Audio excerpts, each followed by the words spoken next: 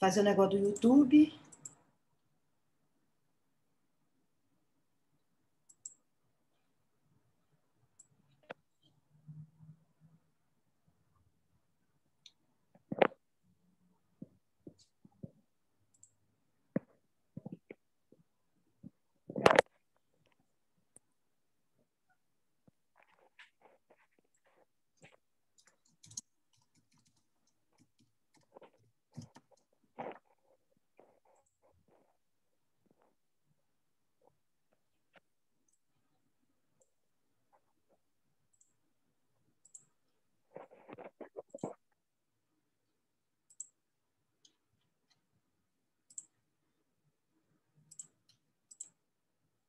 Bem, então, gente, boa noite para todo mundo. Hoje a gente vai dar continuidade à aula sobre vacinas para Covid, e a ideia da aula de hoje é a gente falar um pouco sobre os estudos em fase 3, né? Porque na primeira aula a gente falou um pouco sobre como que era o princípio de ação de cada vacina, de suas características, vantagens, desvantagens. Então, hoje a gente vai mostrar o que tem de dados referentes a estudos que foram desenvolvidos com essas vacinas. Bem, então, antes de começar a falar dos dados de cada estudo, a gente vai falar um pouquinho sobre as diferentes fases dos estudos clínicos, para que vocês entendam como que é esse passo a passo para um teste de alguma coisa nova, né? O teste de um novo remédio, de uma nova vacina. Nós vamos falar, então, depois dos estudos que têm divulgados em relação às vacinas que já têm dados de estudos em fase 3, né? Então, nós vamos falar da Sputnik, da Moderna, da vacina de Oxford de AstraZeneca, da Pfizer e da Sinovac. Então, para começar, a gente vai abordar um pouco a questão das fases dos estudos clínicos, né?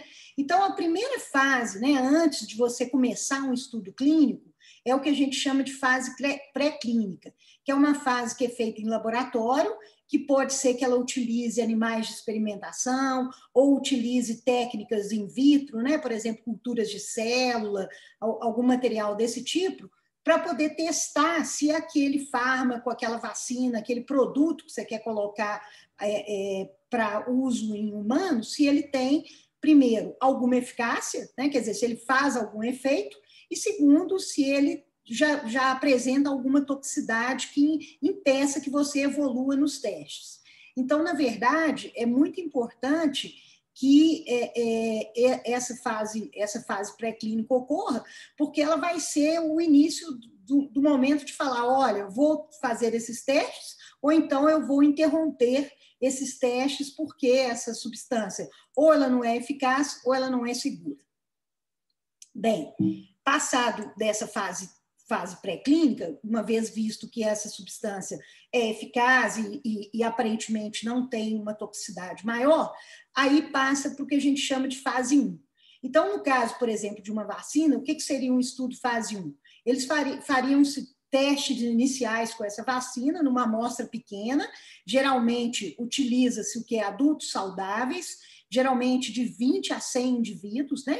Quanto menor é o que mais é usado, em torno de 20, 30 indivíduos.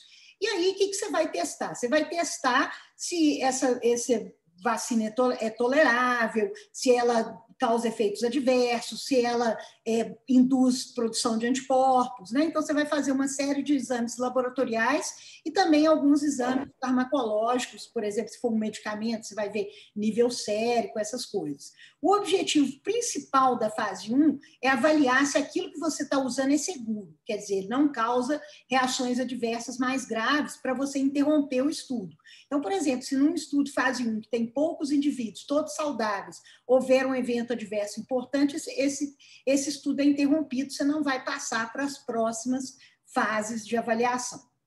Bem, aí a próxima fase seria a chamada, desculpa, acho que eu pulei, fase 2, onde você vai incluir um número maior de indivíduos, né? Não é só aquele número de 20, você vai ampliar o número de indivíduos que vão ser testados, E a ideia é fornecer algumas informações preliminares, né? Então, no caso da vacina, é dizer se ela induz alguma imunogenicidade, então aí você já vai testar anticorpos, você já vai evoluir um pouco mais em termos de testes referentes à eficácia, né? Então, você vai testar não só a segurança, bem como a eficácia daquela vacina, daquele medicamento, do que quer que você esteja usando.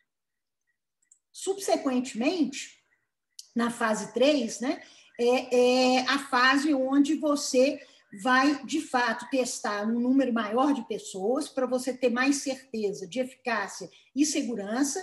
E aí, a partir dos resultados dessa fase 3, é que você vai ter alguma licença ou não para usar aquele medicamento em larga escala, né? Então, a fase 3 é que vai dar o aval. Olha, essa vacina, ela funciona, ela é segura. Então, eu posso aplicar na população de uma maneira mais geral, né? Então, essa fase vai fazer com que haja esse aval. Não só isso, mas durante essa fase tem que ser caracterizado como que é essa vacina, como que ela é fabricada, como que ela deve ser armazenada, como que ela deve ser administrada, qual o lote que foi usado, enfim, você tem que dar todos os informes referentes àquela vacina, àquela substância, o que quer que você esteja testando naquele momento. Bem, passada a fase 3, a gente tem a fase 4. A fase 4 já é uma fase que você já aplicou aquela vacina na população geral, aí você quer monitorar em relação à eficácia e efeitos adversos. Então, a fase 4 ela vai avaliar riscos em longo prazo. Então, obviamente, que para vacinas de Covid, a gente não tem nenhum estudo em fase 4.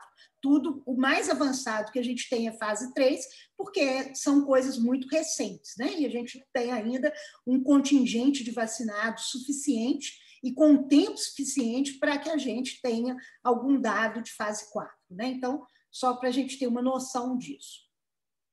Bem, então aqui nesse esquema, né, dá uma ideia para a gente, né, dessas etapas que eu falei. Então, uma etapa pré-clínica, que seria uma etapa em laboratório, com animais, com tubo de ensaio, com célula.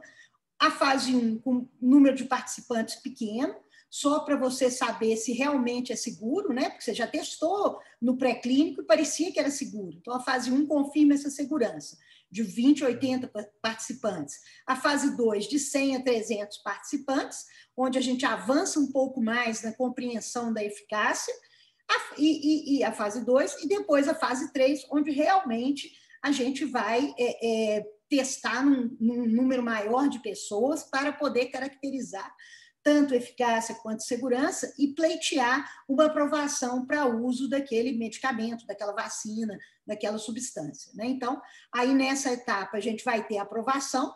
Aqui, como é um slide americano, o órgão norte-americano é o FDA, se fosse aqui no Brasil seria a Anvisa, né?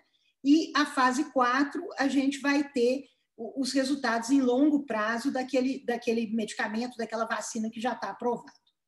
Bom, então vamos para as vacinas em fase 3 para a Covid, né? O que a gente já tem de estudo completo de vacina fase 3, né? Então, a gente já tem da Sinovac, a gente já tem da Oxford AstraZeneca, nós vamos discutir esses resultados, a gente já tem da Sputnik, a gente já tem da Moderna e da Pfizer, né? Então, essas 5 vacinas já têm estudos fase 3 divulgados, né? 4 delas, os estudos já foram publicados em periódicos e, no caso da Sinovac, o estudo foi divulgado em diferentes centros, né? Tem dados nos clinical trials, né? Quando a gente entra no NCBI, a gente acha os dados, mas eles ainda não foram publicados num periódico.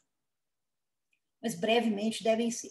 Bom, então vamos começar com a Sputnik, né? A vacina russa, que deu tanto o que falar no início, né? Nossa, que vacina é essa? PPP. Bom, fato, publicado recentemente no The Lancet, 2 de fevereiro de 2021, um estudo randomizado, né, que foi feito pela Gamaleya Research Institute of Epidemiology and Microbiology, que é do Ministério de Saúde da Rússia, em colaboração com o governo da cidade de Moscou. O registro do clinical trial é esse número aqui, e esse estudo, então, que ele mostrou, né? Ele estudou, então, só para a gente relembrar, que a Sputnik é uma vacina de vetor viral, né? Então, usa-se 2 adenovírus recombinantes humanos, né? O AD26 e o AD25, né? E esses adenovírus contêm no genoma deles o gene que produz a spike protein, né?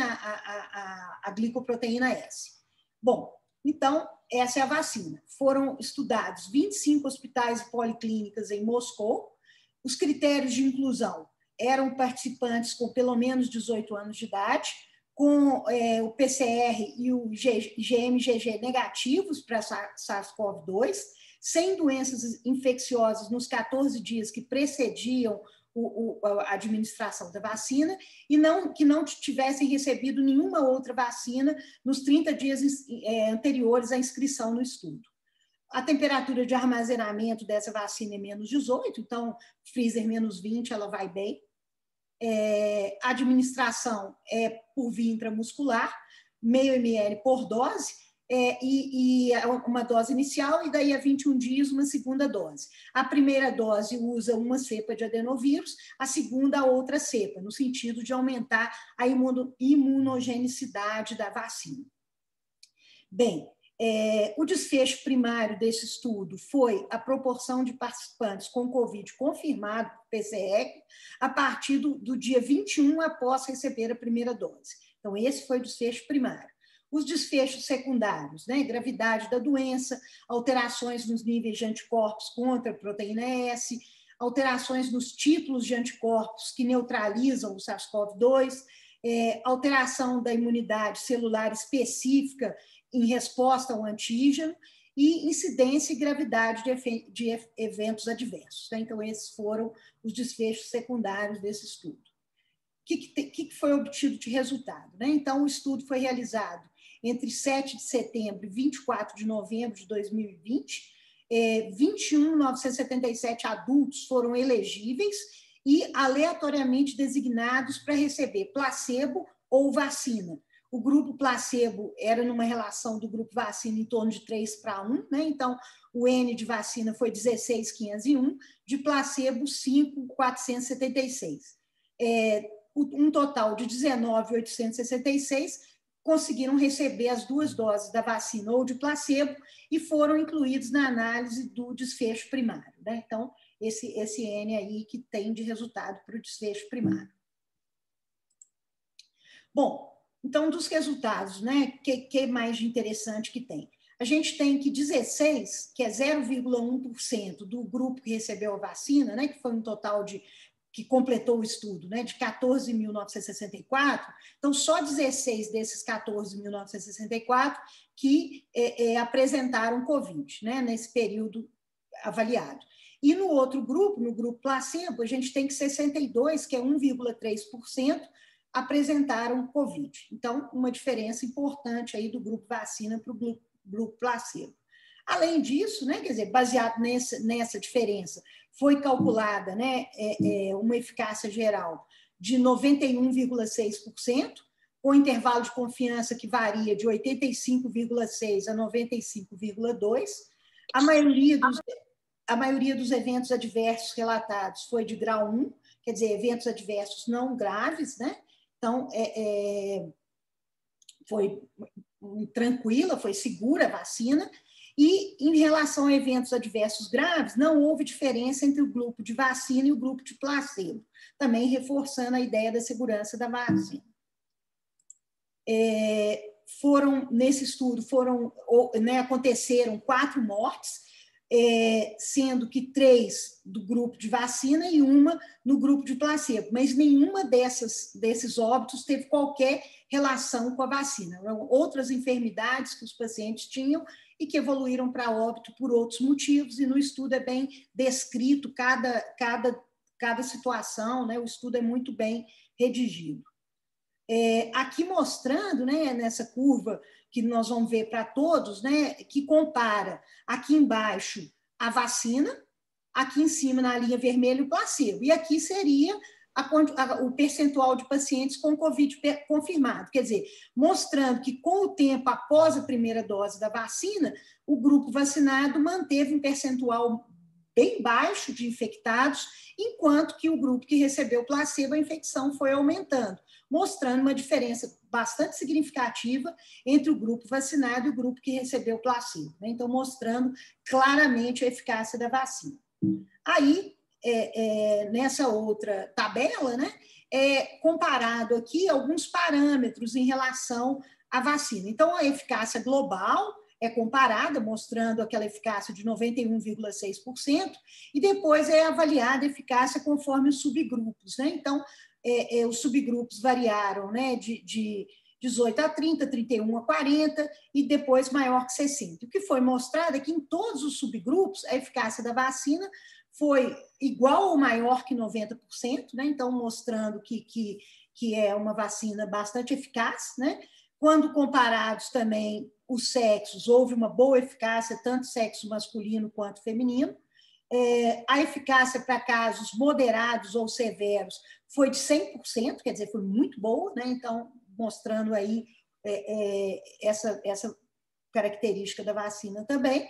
E depois eles compararam qual seria a taxa de ocorrência de Covid depois da primeira dose e depois da segunda dose, mostrando que a primeira dose protege um pouco menos, né?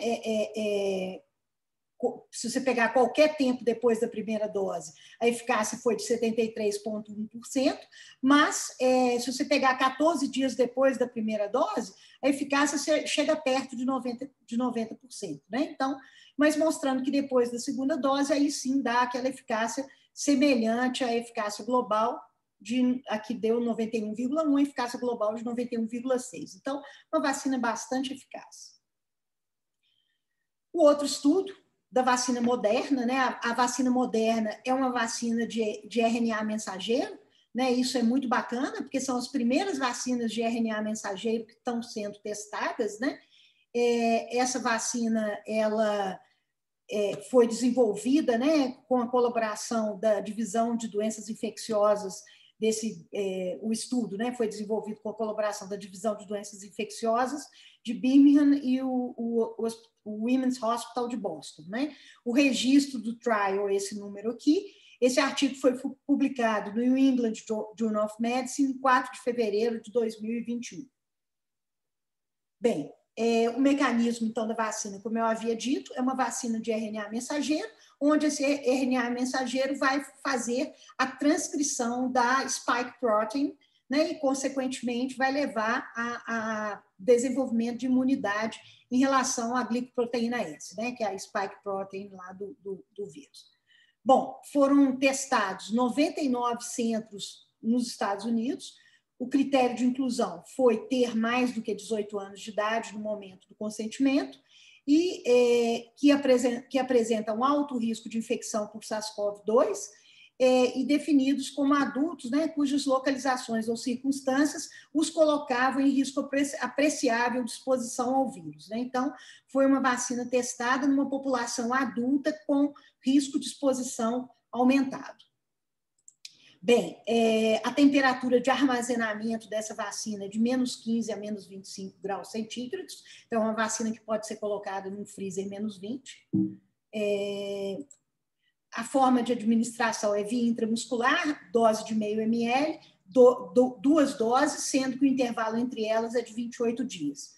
O desfecho primário desse estudo foi a proporção de pacientes com Covid confirmado por PCR a partir do dia 14, após receber a segunda dose, tá? Então, o desfecho primário foi após a segunda dose.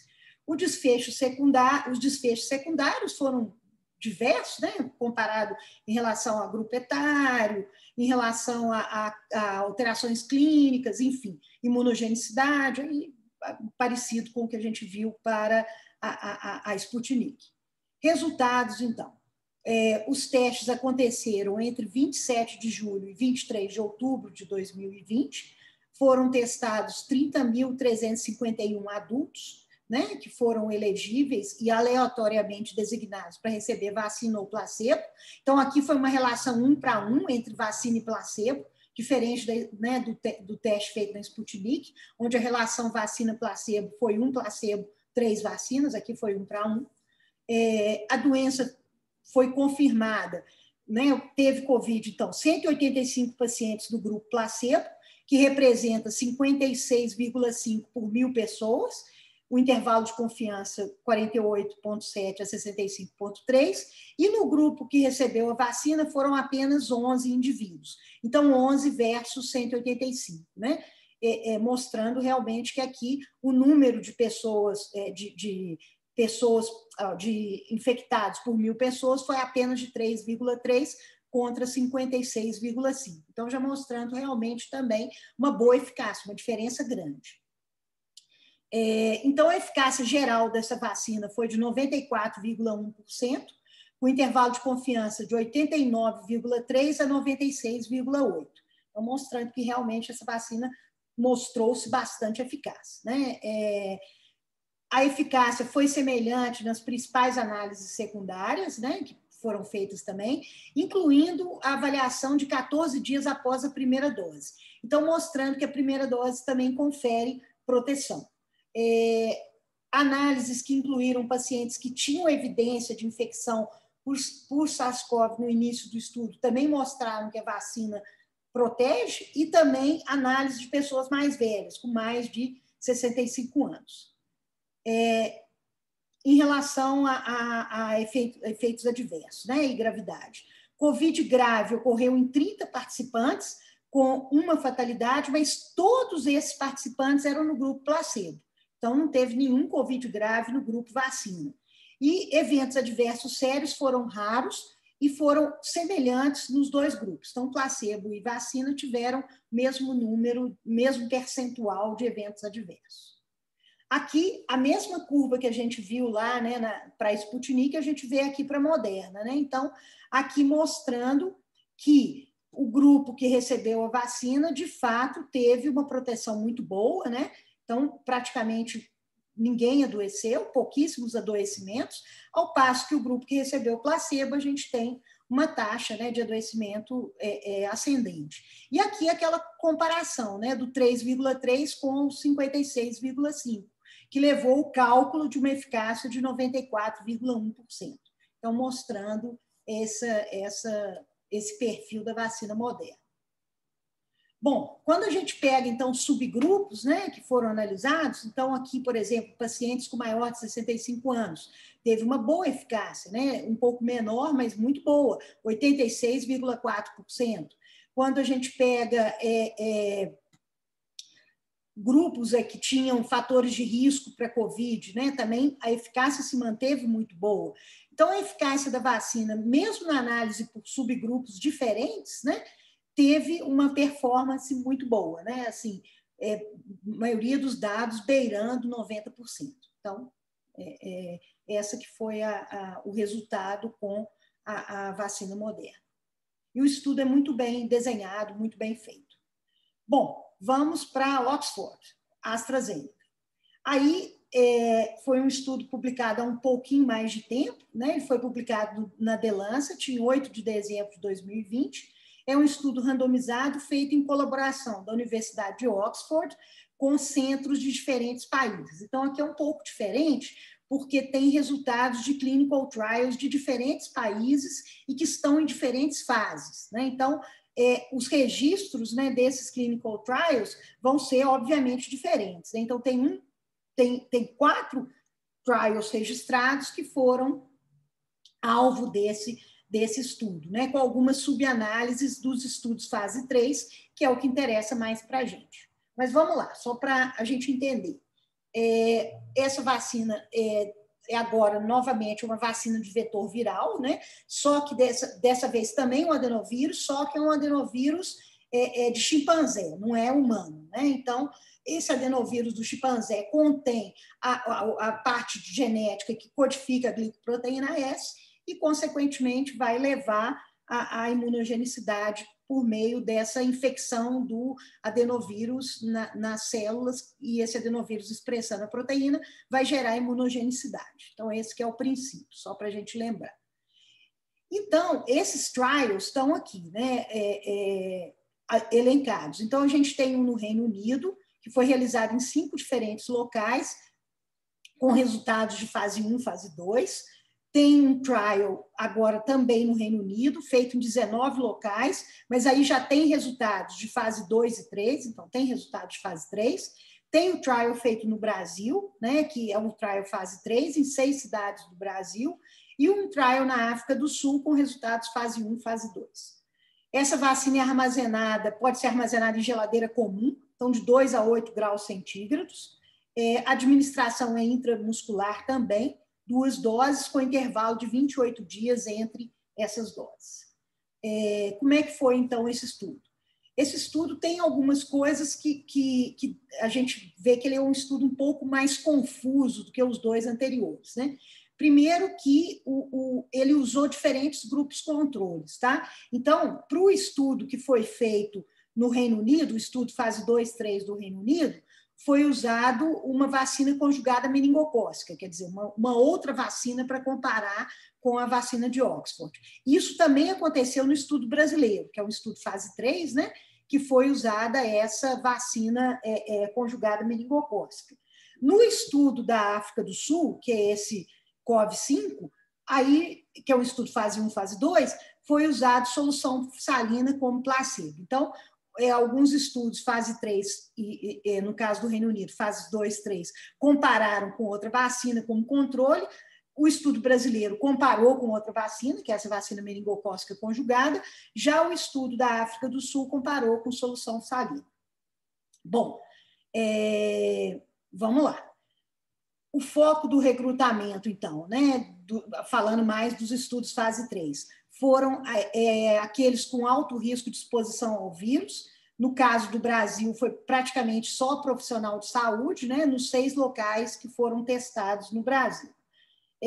O estudo incluiu pacientes com condições de saúde pré-existentes, então com algumas comorbidades, e no Brasil, ao contrário de outros locais, tem essa limitação também, não foi feito teste em assintomáticos antes da aplicação da vacina. Então, isso também é uma coisa que gera um questionamento em relação aos resultados, né? Que vocês viram que os estudos anteriores havia um critério de inclusão que era testar os pacientes antes de receberem a vacina, né? Ou placebo. Bom, outra questão desse estudo, né, é a questão da dose da vacina, né? Então, o que aconteceu? Esse estudo tem 2 braços. Um braço usou o que a gente chama dose padrão na primeira e na segunda dose, e o outro braço do estudo usou uma dose menor e a dose padrão na segunda, uma dose menor na primeira dose, uma dose padrão na segunda dose. Nós vamos mostrar isso numa tabela para dar mais detalhamento. Então, o que os autores falam? Né? Que as coortes de 18 a 55 anos foram originalmente planejadas como coortes de eficácia de dose única. No entanto, o protocolo foi modificado em 20 de julho de 2020, quer dizer, durante o decorrer do estudo, para oferecer uma segunda dose aos participantes dessas coortes como resultado de respostas de reforço robustas identificadas na avaliação das primeiras coortes de imunogenicidade. Então, o que aconteceu? Eles viram que talvez uma dose só não fosse suficiente, modificaram o protocolo durante o estudo e passaram a dar 2 doses, né? Então, o que aconteceu? Alguns pacientes receberam uma dose padrão primeiro e, de novo, uma dose padrão 28 dias depois, e outros pacientes receberam, os que começaram depois do estudo, depois dessa data aqui de 20 de julho de 2020, uma dose menor, primeira dose, e uma segunda dose, dose padrão. Então, teve essa característica aí, né? 1.367% dos primeiros voluntários da vacina Covid da Oxford receberam a dose errada, mas não foram informados depois que o erro foi descoberto, segundo documentos obtidos da agência Reuters. Então, teve essa historinha aí, dessa vacina. Os resultados, então, né, com toda essa confusão, mas vamos lá. Os resultados são de 23 de abril a 4 de novembro de 2020, foram 23.848 participantes e 11.366 foram os que fizeram os testes no Reino Unido e no Brasil, os que fizeram o estudo fase 3, tá? Então, aí esse subgrupo aqui, de 7.548 do Reino Unido, 4.088 do Brasil. Eles que foram avaliados, né, a eficácia primária provisória. Os participantes que receberam 2 doses padrão, né, que foi o início do estudo, mesmo tanto de vacina nas 2 doses, a eficácia foi de 62,1%, com intervalo de confiança de 41% a 75,7%. Já os pacientes que receberam uma dose baixa seguida por uma dose padrão, é relatado uma eficácia maior, de 90%, embora o intervalo de confiança seja bem amplo, 67,4% a 97%. Se a gente reparar, né, nas outras vacinas que eu mencionei, os intervalos de confiança são mais estreitos. Então, parece que essa vacina tem uma certa variabilidade maior em relação à eficácia. Bom, vamos lá. A eficácia geral da vacina em ambos os grupos foi de 70,4%, intervalo de confiança de 54,8% a 80,6%. 21 dias após a primeira dose, houve 10 casos hospitalizados por Covid, todos no braço de controle, quer dizer, no pessoal que recebeu a vacina meningocócica. Ok. 2 foram classificados como Covid grave, incluindo um óbito. Então, teve essas coisas, mas no braço que recebeu vacina meningocócica. Um total de 175 eventos adversos graves ocorreram em 168 participantes. Aqui a gente tem 84 eventos no grupo vacinado e 91 no grupo placebo. Então, foi uma vacina que teve mais evento adverso no grupo vacinado quando comparada com as anteriores, né? E 3 eventos foram classificados, desses eventos adversos, foram classificados como possivelmente relacionados a uma vacina. Então, um foi no grupo que recebeu a vacina de Oxford, um foi no grupo controle, que, na verdade, recebeu a vacina meningocócica, né? E em um participante, ele ainda não tinha sido revelado o que ele recebeu, se foi a vacina de Oxford ou a meningocócica. Então, a gente não sabia se ele era do grupo controle ou controle vacina ou do grupo que recebeu a vacina de Oxford, né? Então, ficou desse jeito aí. Em relação, então, aqui, né, as características, né, desse estudo, vocês podem ver aqui que eles separaram, né, os estudos, o estudo do United Kingdom, né, do Reino Unido, eles separaram no grupo que recebeu dose baixa e dose padrão, que foi o número de 2.741, né, então eles fizeram como se fosse um subestudo. Aí eles pegaram outro estudo do Reino Unido, já que recebeu as 2 doses padrão, e analisaram em separado, com mais ou menos 2.400 em cada subgrupo, vacina meningocócica e vacina de Oxford, e o estudo no Brasil, né, também com mais ou menos 2.000 indivíduos em cada subgrupo, que comparou vacina de Oxford, vacina meningocócica, mas, nesse caso também, dose padrão, dose padrão. Primeira dose, dose padrão, segunda dose, dose padrão, né? Então, foi basicamente esses subestudos que foram analisados em relação à eficácia. E se a gente olhar aqui, né, o grupo desse subestudo do Reino Unido é bem parecido, que recebeu a dose baixa e depois a dose padrão, é bem parecido com o do estudo brasileiro, onde a maior parte das pessoas estão relacionadas com trabalhadores na área da saúde ou em serviços sociais, né? Então, gente com uma exposição maior. Já o estudo do Reino Unido, que recebeu 2 doses padrão, a maioria é desse grupo, porém não tão acentuada, né? Em torno de 60% desses grupos mais expostos, ao passo que nos outros 2 braços, no brasileiro e no do Reino Unido, com dose baixa e dose padrão, vai estar perto de 90%, né, desses subgrupos. Então, mostrando que o estudo tem umas características mais heterogêneas do que os anteriores. Bom, mas, de toda maneira, o que eles fizeram aqui? Eles analisaram o desfecho primário combinado, né, quando pega os 2 jeitos de fazer o tratamento, com dose padrão, baixa, padrão. E viram que dos 2 jeitos mostrou eficácia, né? A curva placebo e a curva vacina são diferentes, né? Então, aqui,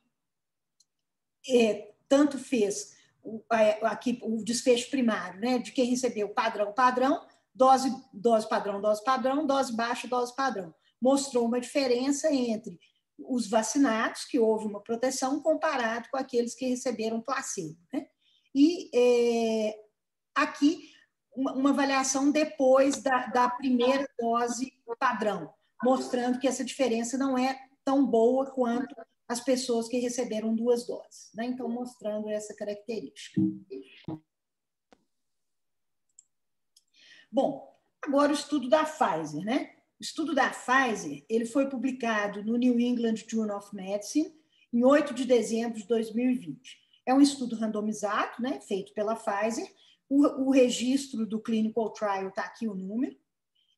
No caso, também uma vacina de RNA mensageiro, né, com o mesmo princípio, o RNA mensageiro que expressa a glicoproteína S, a spike protein, né, e a partir daí vai conferir imunidade. Ele foi realizado em 152 locais do mundo. Então, nos Estados Unidos, 130 sítios, né, 130 partes do país. Na Argentina, 1, Brasil, 2, África do Sul, 4, Alemanha, 6 e Turquia, 9. Então, um estudo multicêntrico, né? O critério de inclusão era ter 16 anos de idade ou mais, que eram saudáveis, ou então, se não fosse saudável, que tivesse uma condição médica crônica estável. Aí, dentro dessas condições, né, eles colocam que poderia ter uma infecção por HIV, mas o paciente está estável, quer dizer, eles quiseram testar em pacientes imunodeprimidos, ou pelo menos potencialmente imunodeprimidos, ou que tivesse, por exemplo, infecção por vírus B ou C da hepatite, mas também em condição clínica estável, né? Então, testando em umas populações, teoricamente, para avaliar a segurança, né, dessa vacina de RNA mensageiro. Como é que essa vacina é dada? 2 doses, intramuscular, intervalo entre as doses de 21 dias. Armazenamento, menos 80, quer dizer, essa vacina tem que ter freezer menos 80. Ela não fica em freezer menos 20. Então, esse é uma das questões que é discutida sobre essa vacina, que é a dificuldade de armazenamento, né? O desfecho primário desse estudo, a eficácia da vacina confirmada com início pelo menos 7 dias após a segunda dose. Então, é isso que foi o desfecho, né? E isso em pacientes que não tinham evidência sorológica ou virológica da infecção por SARS-CoV-2 até 7 dias após a segunda dose, tá? Então, esse que é o desfecho primário. O secundário foi a eficácia em participantes com e sem evidência de infecção anterior, tá? Então, o primário era em quem não tinha evidência de infecção anterior, o secundário era eficácia em qualquer paciente, com ou sem evidência de infecção.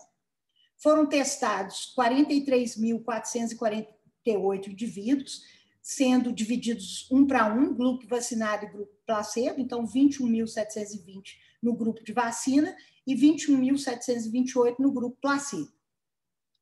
Houve 8 casos de Covid com início pelo menos 7 dias após a segunda dose, entre os participantes vacinados, e 162 casos no grupo placebo. Tá? Então, o desfecho primário foi 8 versus 162. Né? A vacina teve uma eficácia geral de 95%. O intervalo de confiança foi de 90,3% a 97,6%. A eficácia da vacina, né, ela variou de 90% a 100% e ela foi observada em diferentes subgrupos, em relação à idade, sexo, raça, etnia, índice de massa corporal, presença de doenças coexistentes. Então, foi uma vacina eficaz nos diferentes subgrupos. Entre 10 casos de Covid grave com início após a primeira dose, 9 ocorreram no grupo placebo. Tá? Então, mostrando que ela protege contra casos graves. A incidência de eventos adversos graves foi baixa e semelhante nos grupos vacina e placebo. Então, uma vacina também aparentemente segura. Então, aqui, a curva que eu mostrei para todos os estudos têm essa curva, né? Mostrando que o grupo que recebe a vacina, a incidência de infecção, né, pelo SARS-CoV-2 é bem baixa, a vacina protege muito, e o grupo que recebe placebo, a gente tem uma incidência nitidamente maior, né, mostrando, então, a diferença entre vacina e placebo de forma bastante clara. Aqui mostrando aquilo que eu falei, né, que ela protege tanto nos pacientes que não têm evidência de infecção prévia, quanto naqueles que tiveram ou não evidência de infecção prévia pelo SARS-CoV-2, mostrando uma eficácia muito similar nos dois grupos. Bom, então, isso a vacina da Pfizer. Agora vamos para a Sinovac, né, a Coronavac. Essa vacina ainda não tem um artigo publicado, mas tem os dados disponíveis, né, no site do NIH, né, onde o Clinical Trial está registrado, os resultados do Clinical Trial também. Tá? Então, é um estudo fase 3, que ainda não foi publicado em periódico, o estudo randomizado, né, feito no Brasil pelo Instituto Butantan. Esses são os registros, né, dos clinical trials feitos, tá? Que a gente acha lá no NIH. A vacina é de um vírus vivo inativado, então, como eu havia falado na aula anterior, é uma vacina, um princípio de fazer vacina muito comum, que é usado em muito lugar, né, que é a vacina de vírus vivo inativado. Os locais onde essa vacina foi testada, por isso que tem esses 4 registros, né? A gente tem na China, na Turquia, na Indonésia, no Chile e no Brasil. Então, Turquia, Indonésia, Chile e Brasil são estudos fase 3. Na China, estudo fase 1 e 2. Os locais no Brasil estão aqui, os hospitais, as universidades, aqui só chamando atenção a gente, né? O FMG. Né? Chamando atenção aqui que essa vacina está sendo testada, né? Aqui na UFMG, e as sorologias, né, os testes laboratoriais das amostras dos indivíduos estão sendo feitos lá na Faculdade de Medicina, né, no laboratório que é parceiro da gente. Bom, aqui mostrando, então, os estudos, né, que estão pelo mundo. Então, o estudo da Turquia é um estudo fase 3, que avaliou principalmente pessoas relacionadas à área de saúde, e de 18 a 59 anos. Muito semelhante ao estudo brasileiro, também o estudo fase 3, indivíduos maiores ou iguais a 18 anos, e no Brasil, basicamente, pessoas da área de saúde, né, com exposição mais alta. No Chile, avaliou pessoas da área de saúde, mas também população geral, acima de 18 anos, o estudo fase 3. Na China, o estudo fase 1 e 2, basicamente da população geral, com 2 subgrupos, 18 a 59, maior ou igual a 59 anos. Na Indonésia, um estudo fase 3, que avaliou a população geral, 18 a 59 anos. Então, só mostrando que tiveram essas características diferentes do estudo em relação à população recrutada nos diferentes centros.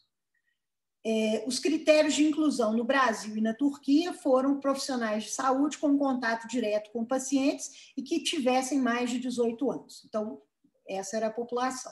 O desfecho primário, incidência de casos de Covid após esquema de imunização de 2 doses e frequência de eventos adversos até 7 dias após a imunização. Os resultados brasileiros, então. Né? Então, atualmente, são 12.688 voluntários, mas as análises que estão disponíveis, né, nos clinical trials, lá no registro, é de 9.242 indivíduos, sendo uma relação 1:1 vacinados e placebo, né? Então, 4.653 vacinados e 4.599 do grupo placebo. A eficácia global da vacina foi de 50,38%, o intervalo de confiança de 35,26% a 61,98%, mas mostrando que essa eficácia foi significativa. A eficácia para casos leves, moderados, foi mais alta, foi de 77,96%, com intervalo de confiança de 46,15% a 90,44%, também significativa.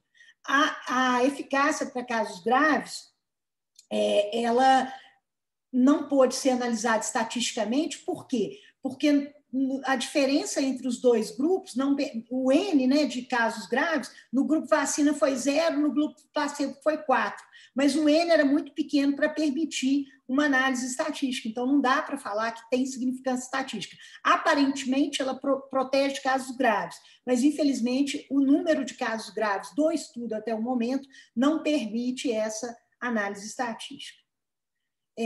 Não foram registrados eventos adversos graves e nada importante relacionado à vacina.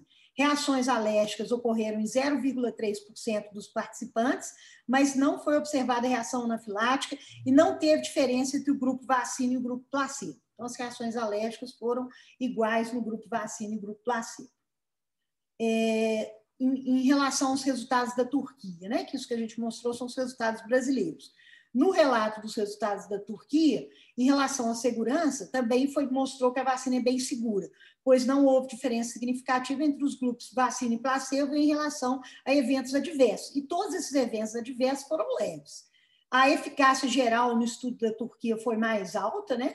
91,25, mas não mostra o intervalo de confiança. E é relatado também 100% de proteção para casos hospitalares, mas também sem dar muita informação para a gente do intervalo de confiança, sem ter muitos dados, né? Porque não é um artigo, é só o registro dos resultados no site dos Clinical Trials. Na Indonésia, o que tem de resultado? Que não houve diferença significativa entre os grupos de vacina e placebo em relação ao evento adverso e tudo foi leve. Então, isso parece que é uma tônica dessa vacina. Ela é extremamente segura e evento adverso, quando tem, é coisa leve. A eficácia geral foi de 65,3%, sem intervalo de confiança, tá? E tem um relato, né, que a vacina foi aprovada para uso emergencial no dia 11 de janeiro de 2021, no caso, na Indonésia. Bom, então, isso é o que a gente tem de resultado até o momento, né? Os resultados são interessantes, são promissores, as vacinas, de modo geral, são eficazes, de modo geral, são seguras, os estudos também, de modo geral, os estudos publicados são bem feitos, bem desenhados, talvez com algumas ressalvas em relação ao estudo da vacina de Oxford, que é um estudo um pouco confuso, cheio de braços, com mudanças no meio do caminho, né? Eu acho que dá para a gente comentar isso, mas a vacina mostrou-se eficaz, né? Isso aí não tem muita dúvida, esse resultado é bem ok. O que falta agora, né? O que falta agora é a gente poder produzir essas vacinas em larga escala, vacinar as pessoas em larga escala, que o nosso país está muito lento, né?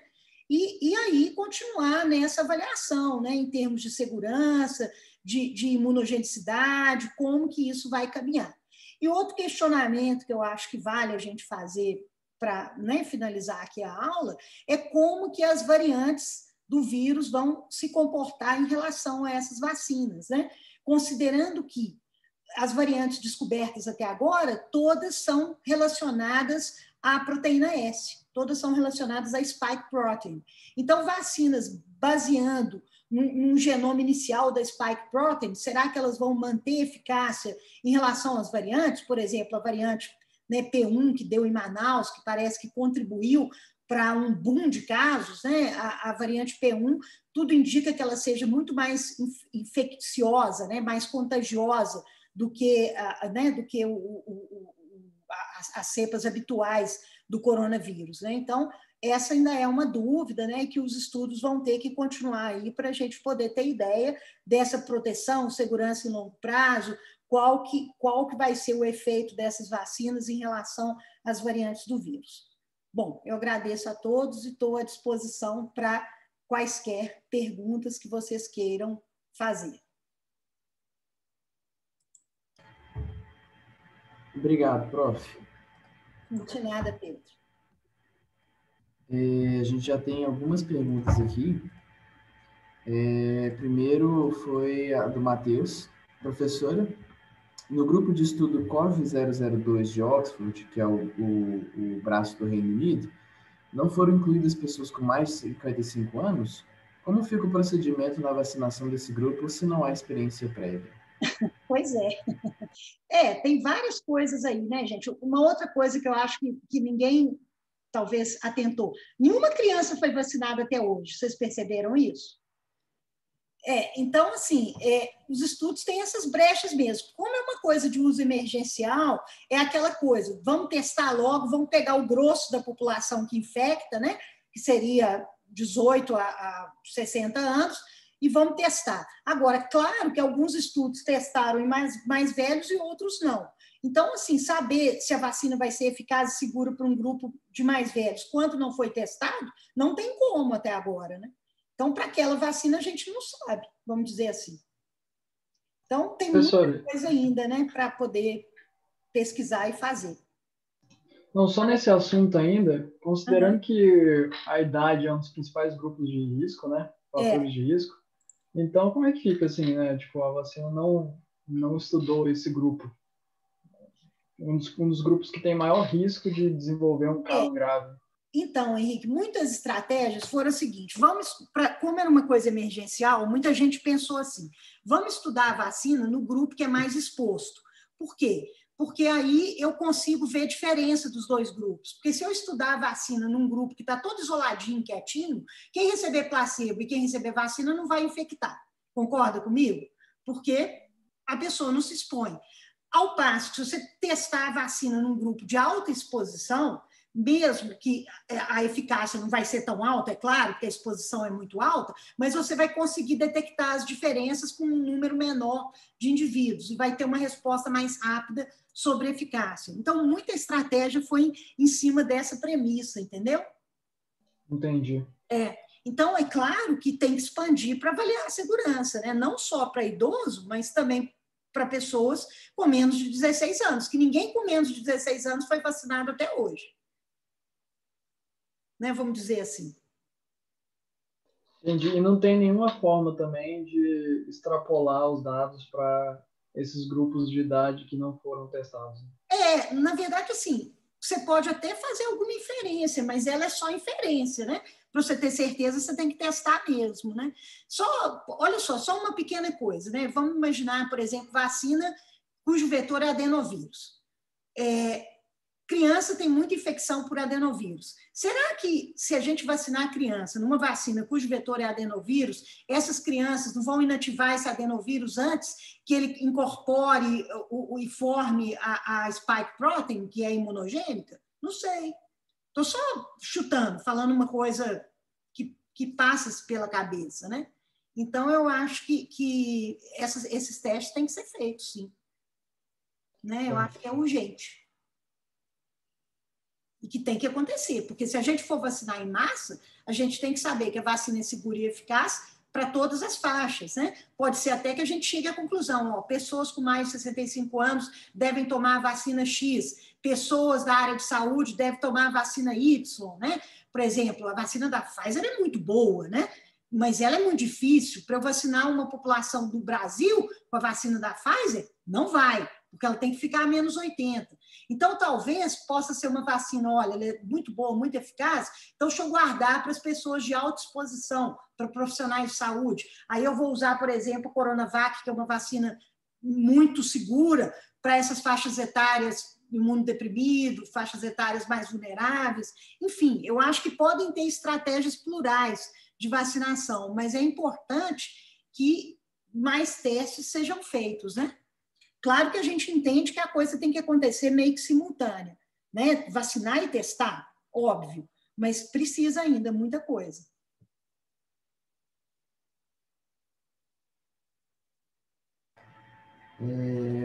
Temos mais, então, uma pergunta aqui do Lucas. Professora, com relação à Coronavac, já não temos imunizados o suficiente para analisar se os casos graves diminuíram? Eu acho que sim, eu acho que sim. Eu creio que isso até esteja sendo feito, né?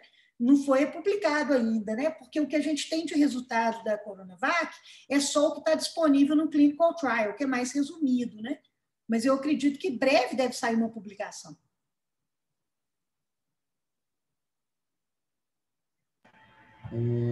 Tem mais uma pergunta. É da Grazi, também é sobre a Coronavac. Por que a Coronavac teve uma eficácia de mais de 90% em um país e nos demais ficou na faixa de 50% a 60%? Pergunta de ouro.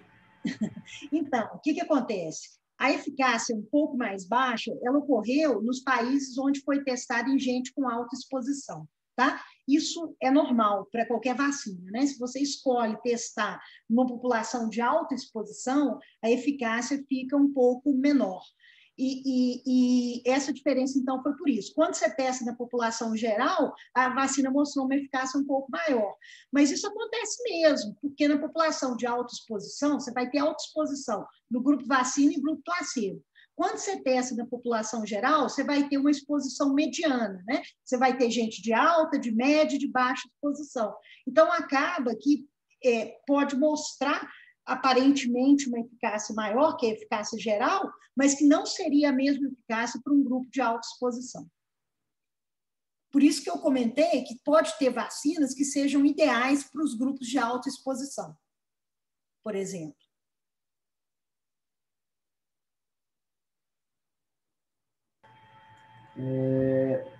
Essas foram as únicas dúvidas que foram anotadas, mas tem uma dúvida do Bruno que ele quer fazer por áudio e depois tem a do Bernardo.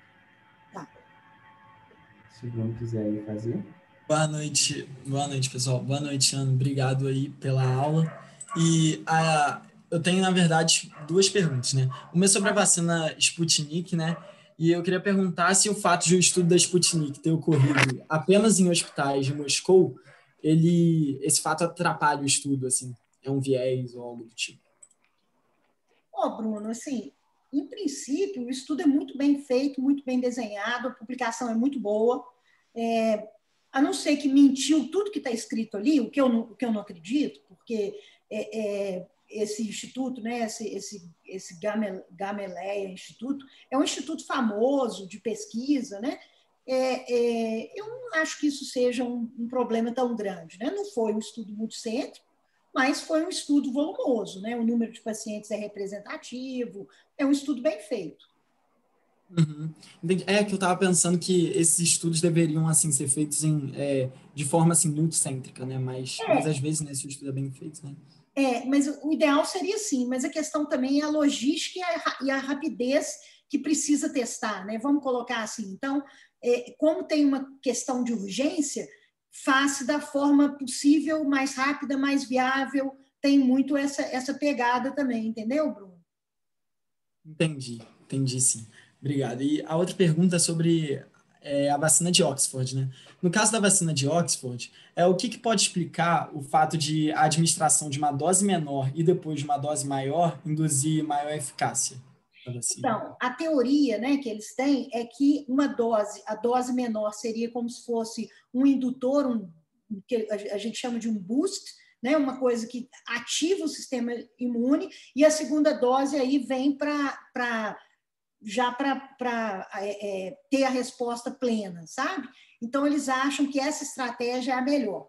Só que eles viram isso no decorrer do estudo. Então, já tinha muita coisa feita de um jeito, aí começaram a fazer do outro. Então, assim, a gente fica até assim, pensando, né? A gente Hellis mortal, que nasceu abaixo do Equador, né? Como que eles publicaram aquela zona? Eu fico pensando, né? Porque está muito confuso aquele paper de Oxford, né? Assim, você vê que o estudo está... Puxa, enfim. Mas foi... Professora, só aproveitando, como que está sendo a vacinação da Oxford aqui no Brasil? Como que está sendo as doses, assim? Está sendo tipo isso, uma pequena e depois o padrão? Agora está usando Entendi. esse esquema, não é o do teste, né? Está usando o que foi considerado o melhor, né? Pequena e padrão. Está usando assim. Entendi, Ana. Obrigadão. E uma outra questão que me veio na cabeça agora é se, assim, para a vacina de Oxford, a princípio, né, pelo estudo, funcionou melhor utilizar uma dose menor e depois uma dose maior, isso não pode ser replicável para outras vacinas que têm como veículo também adenovírus? Pode, eu acho que sim, eu acho que é uma coisa a ser testada, né? Agora, também a gente não sabe o que eles fizeram em termos de teste pré-clínico, porque isso não vai ser divulgado, né? Não é o caso, e também os resultados de estudos fase 1 e 2, isso pode ter sido testado, né? E que não tem, pelo menos assim, divulgação e publicação ainda não. Mas eu concordo, são estratégias que podem ser pensadas. Entendi, Ana. Muito obrigado. De nada, Bruno. O Bernardo tem uma pergunta. Ei, professora, tudo bom? Boa noite. Oi, Bernardo. É só uma pergunta um pouquinho mais pontual mesmo, que eu fico um pouco com dúvida quando vê, né, que fala, tipo, que tal vacina tem que ser armazenada a -15, -13, menos tanto. O Uhum. que exatamente que tem que ser armazenado? É o insumo que vai ser usado para produzir a vacina? É a vacina depois de pronta? Vai depender. Tem vacinas que são os insumos, inclusive, tem vacinas que é a vacina depois de pronta. Então, isso o fabricante é que vai te falar. Agora, quando a gente fala essa temperatura de armazenamento da vacina, a gente está falando da vacina pronta. Ah, tá. Tá? Mas Então, tem algumas, Bernardo, que não só a vacina pronta, quanto o insumo também tem que ser. Então, vai variar, entendeu? E aí, quando o insumo tem que ser armazenado numa temperatura mais baixa, ela tem que ser toda processada nessa temperatura? Se ela sair, ela perde a validade, uma coisa assim? Não, não necessariamente. Não necessariamente. Mas você tem que ter um laboratório equipado para esse processamento. Não é qualquer tipo de laboratório, entendeu? Então, por exemplo, a vacina da Pfizer é uma vacina tensa, porque ela tem que ficar a -80 para o armazenamento, a produção dela exige tecnologia avançada, entendeu? Assim, eu acho uma vacina difícil para vacinar em larga escala num país pobre, vamos dizer assim. Entendi. Muito obrigado. Nada. O Lucas fez uma pergunta também, prof. Uhum. Sobre a da Pfizer, aproveitando, né? Professora, com essa liberação definitiva da Pfizer, ela poderá ser vendida? Uai, Lucas, aí vai depender do governo, né? O que eles vão fazer, o que eles vão decidir, se vão fazer alguma coisa a respeito. Por enquanto, ela está só liberada, né? Agora, eu não sei quem que vai querer bancar essa vacina cara desse jeito. Não sei. Vamos ver, né? Eu tenho outra dúvida. Na vacina de Oxford, se não me engano, na Coronavac também, eles não testaram os voluntários para saber se eles já tinham sido infectados. Isso não põe em xeque o resultado, já que muitos deles poderiam já ter sido infectados e desenvolvido imunidade e tal? Com certeza, Henrique, isso é um viés, uma limitação do trabalho, né? No caso da Coronavac, no ensaio aqui no Brasil, testou os voluntários, sim. Tá? Como não tem a publicação, lá não está especificado direitinho. Mas, pelo menos assim, o braço da UFMG eu sei que testou os voluntários. Agora, a de Oxford, o ensaio no Brasil, não fez teste nos voluntários mesmo, não. Então, quer dizer, esse resultado também não é 100% de certeza que ele é verdadeiro, assim. Isso realmente é um problema mesmo. Entendi. Claro que, assim, como as pessoas estavam assintomáticas, a chance é um pouco menor, mas o ideal é ter testado, igual outros estudos, né? A gente viu lá que na Moderna fez isso, o próprio Sputnik fez isso. Que tanto foi falado, né? Coitada da Sputnik. Outra coisa, professora. Uhum. A senhora comentou sobre a razão entre o número de pessoas no grupo vacina e no grupo placebo. Em alguma delas foi de 1 para 1, outra foi de 1 para 3. Isso. Em que isso influencia, assim, no resultado? Olha, na verdade, assim, o mais comum, Henrique, é fazer 1 para 1. Você viu que a maioria dos estudos foi 1 para 1. Só a Sputnik que usou uma razão 1 para 3, né? Eu acho que no caso da Sputnik, a ideia era fazer esse teste o mais rápido possível e ter um número de vacinados maior para poder publicar rápido, liberar rápido. Eu acho que foi uma questão de urgência mesmo. Porque o mais convencional é usar uma razão 1 para 1. E aumenta também um pouco mais vamos dizer assim, a comparabilidade dos grupos, né? Entendi, mas não prejudica estatisticamente o estudo. Não prejudica tanto, assim. Era melhor se fosse 1 para 1, vamos dizer assim, mas o número total é bom, né? O estudo é um estudo grande. Uma coisa também é um 3 para 1 quando você tem 3 pacientes. Outra coisa é um 3 para 1 quando você tem 5 pacientes. Né? Exato, né? Tem uma pergunta da Grazi, que tem algum estudo para evidenciar possíveis efeitos das vacinas de RNA e DNA sobre o material genético humano? Gostaria de saber mais sobre esse assunto, por favor. Ok, isso é uma preocupação existente mesmo, né? Isso é fato. publicado não tem nenhum estudo, né? Tudo que foi aventado sobre isso é hipotético, assim, que eu tenha visto, né? Até pesquisei mais essa semana por causa da nossa aula, não achei nada publicado sobre isso. Mas eu acho que isso aí é uma coisa também que a gente vai saber um pouco mais adiante, né? Que esse efeito talvez não seja um efeito tão agudo e tão precoce, mas uma coisa que pode acontecer em longo prazo e, eventualmente, pode ter alguma consequência, né? Mas publicado não tem nada, não.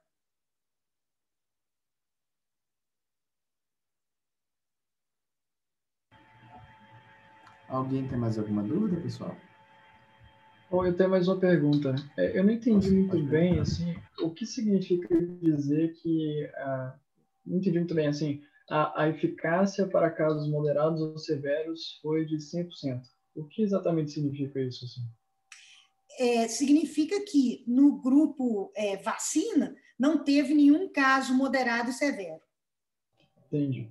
É isso. O caso que teve foi leve, entendeu? Então, assim, ela pode não ter protegido da pessoa não infectar, mas ela protegeu da infecção ser moderada ou severa, o que já é uma coisa ótima, né? Porque aí evita o óbito, né? Assim, é um padrão de eficácia a ser considerado, entendeu, Henrique? Aproveitando que a senhora tocou nesse ponto, então, não ficou comprovado que assim, nenhuma delas evita a infecção. Não, evita a infecção, né? Assim, não evita 100%, né? Você viu lá que algumas evitam 94%, 95%, né? Mas tem algumas que não evitam nesse percentual, mas que evitaram em alto percentual formas graves, né? Por exemplo. Entendi. Entendeu? Entendi. Isso, inclusive, foi uma confusão, porque na época que começaram a divulgar os estudos da Coronavac, divulgaram muito como se a Coronavac protegesse 100% de caso grave. E essa, assim, se você pegar qualquer manchete de jornal, vai estar lá, que a Coronavac protegia 100% de caso grave.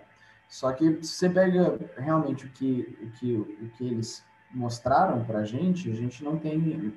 esse resultado de 100% não teve relevância estatística. Isso. Você não consegue afirmar, estatisticamente falando, de que aquele resultado realmente aconteceu, né? Apesar de ter uma tendência à proteção de casos graves, isso é verdade. Você pode dizer que tem alguma tendência, mas você não pode afirmar. Como muitos jornais afirmaram na época, né?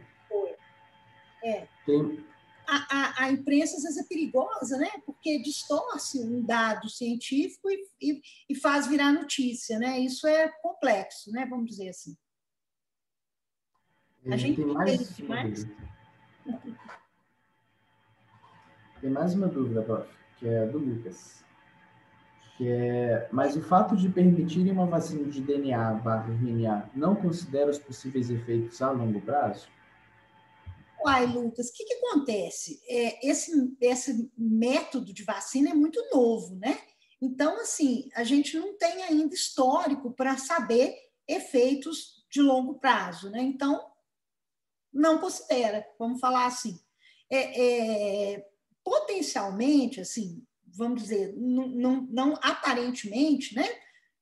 Por testes pré-clínicos e tudo, não parece ser um risco enorme, mas ele não é inexistente, né? Então, não. A resposta, por enquanto, ninguém sabe. Bom, sendo muito franca, eu fico feliz de ter tomado a Coronavac. Uma coisa curiosa é que vacina de DNA e RNA já é usada para animal já tem um tempo, sabe? Para bovino. Isso. E, assim, até hoje, pelo menos, que se tem estudo, eu nunca vi nada que mostrasse alteração de DNA, né? Não, exatamente. Quer dizer, estudos com outros animais ou mesmo dados pré-clínicos não sugerem nada, né? Mas não tem como falar, né, Pedro? Porque é aquela história, né? Você deu para o ratinho, não quer dizer que a pessoa vai comportar igual, né? Então... Não, professora, a senhora falou que ficou feliz que tomou a Coronavac, por quê, assim? Vamos lá, pelo seguinte, não é a mais eficaz, definitivamente, né? Eu iria gostar de tomar a Pfizer? Talvez, mas eu tenho pouca exposição, eu acho que eu não precisava dela. falando, né, analisando assim friamente. Mas por que eu fiquei feliz? Porque é uma vacina certamente segura, tá? É uma vacina de vírus inativado, que é um princípio de vacina clássico, muito consagrado pelo uso, né? E a outra coisa que eu acho é o seguinte: a chance dessa vacina ser imunogênica para variantes é muito grande, porque ela pega o vírus inteiro. Então, é muito difícil que você tenha uma variante que mude tanta coisa que essa vacina não induza anticorpo. Então, eu acho que ela pode ser uma vacina muito vantajosa para populações que têm um contingente grande de variantes virais.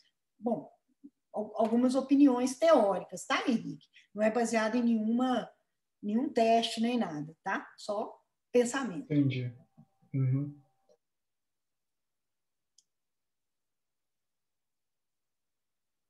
Alguém tem mais alguma dúvida? Eu queria aproveitar então e perguntar como a senhora avalia a de Oxford. Você acha que ela é melhor, pior que a Coronavac? Henrique, bom, olha, eu diria assim, eu acho que ela é similar, não é? Ela tem algumas vantagens, mas tem outras desvantagens. Por exemplo, eu acho que ela é menos segura que a Coronavac, sem dúvida, mas ela pode ter uma eficácia um pouco maior, uma eficácia geral um pouco maior, né? Nesse esquema de dose pequena, dose padrão depois, né? Então, eu acho que seria isso. Eu acho que frigir dos ovos, assim, ela é menos segura, mas um pouco mais eficaz. Por exemplo, se for uma população mais vulnerável, assim, eu daria Coronavac. E se for mais vulnerável, como assim, mais exposta? Não mais exposta, mais vulnerável no sentido de vulnerabilidade clínica mesmo, né? Tá. Imunodeprimido, ou população um pouco mais idosa, eu daria Coronavac. E preferiria do que da Oxford. O Oxford, talvez, para jovens que estão lá na linha de frente, trabalhando numa UTI, eu acho bem ok. Mais ou menos isso. Tá certo. Obrigado, professor. De nada, Henrique. Pessoal, mais alguém tem alguma dúvida? Tem a do Lucas. E a tecnologia da Coronavac é mais acessível, né? Assim, fala do assunto que vocês estavam discutindo. Com certeza que é. Com certeza. Eu acho a Coronavac uma ótima vacina para a população geral, assim, vacinar em massa. Né? Eu acho que é bem uma vacina bem interessante para esse propósito. Agora nem insumo está tendo, né? Oi? Não. Agora nem insumo está tendo. Nem insumo está tendo? Pois é. Ai. Professora, quando a senhora acha que vão vacinar aí, sei lá, 70% da população? Nossa Senhora, quem me dera. Esse ano ainda? Não sei não, Henrique. Eu queria uma bola de cristal. Porque aí rir para não chorar, cara. Precisa muito insumo. Precisa. Estratégia, dinheiro, estímulo, insumo, enfim.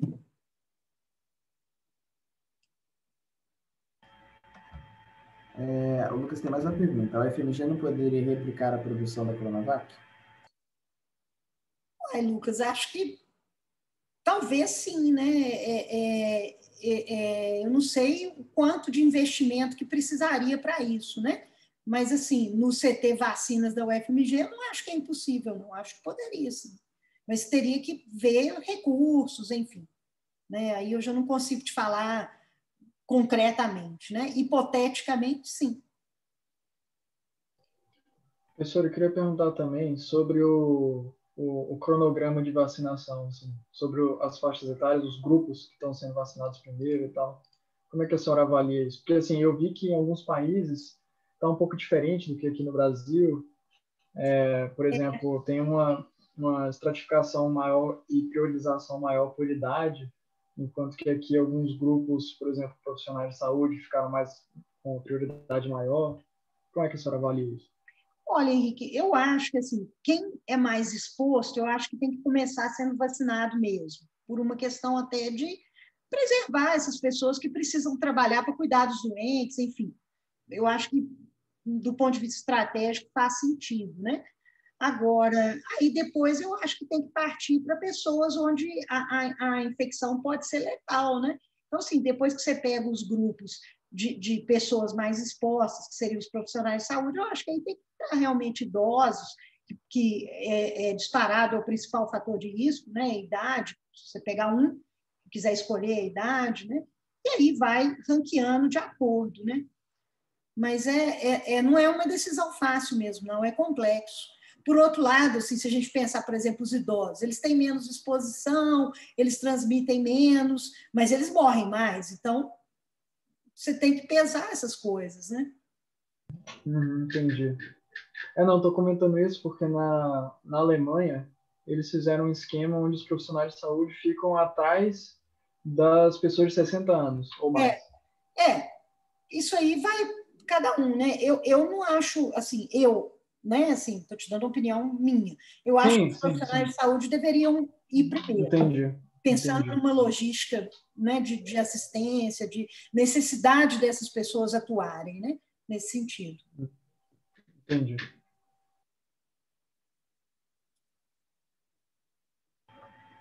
Mais alguma dúvida, pessoal?